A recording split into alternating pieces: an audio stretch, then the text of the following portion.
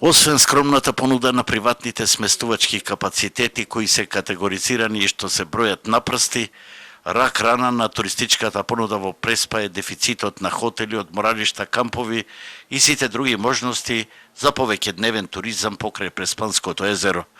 Повлекувањето на водата од езерото, скромните ресторански можности и други дефицити за летување или рекреирање, надополнети со овој базичен проблем кој трае со децении, ја создават општата слика за оваа дефетистичка состојба, наспроти подсетникот за едно време кога Претори од Тешево бе едно огромно собиралиште на битолчани, прилепчани и гости од диаспората, но и од каде не.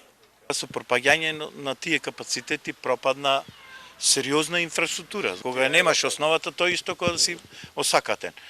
За туризмот треба амбиент. Значи, прво, ние 30 години немаме урбанистички планови. Значи, основата.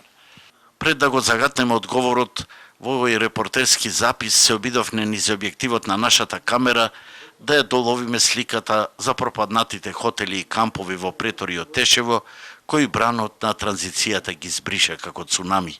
За овој простор сведочат безброј напуштени хотели и руинирани објекти кои говорат за времето на транзицијата која однела речиси се.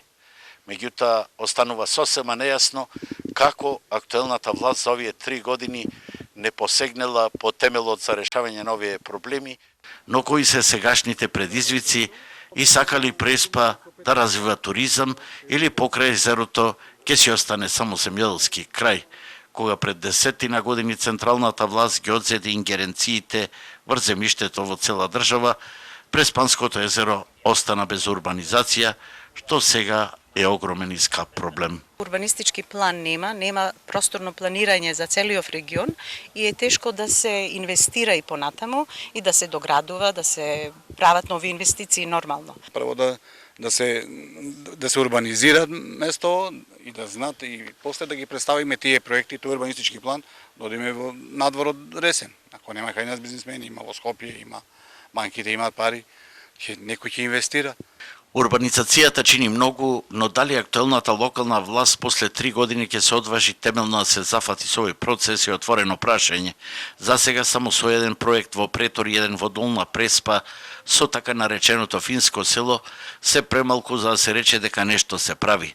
Допрва со преземените надлежности врз државното градечно земјиште, како што вели градоначалникот, ќе се акумулираат пари за финансирање на урбанизацијата и барање на инвеститори, што ќе рече Преспа е многу далеку од целосна туристичка понуда.